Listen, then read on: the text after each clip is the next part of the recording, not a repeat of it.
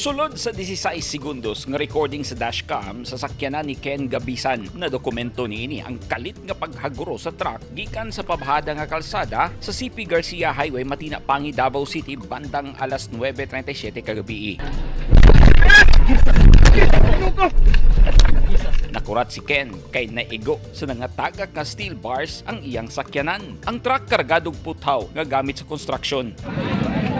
Tungod sa impact sa bangga, wala dayon makagawas ang sakay nining taxi kay naipit nga gitabangan sa mga responding rescue team sa Matina Pangi ug USAR sa 911. Sa inisyal nga investigasyon sa mga pulis, kalit miswerve ang truck ug nawad-an na og kontrol ang driver tungod sa kabug-at sa iyang karga nga midamay sa pito pa ka mga sakyanan nga gilangkuban sa duha ka SUV, usa ka AUV, duha ka motorsiklo, usa ka taxi ug bisikleta.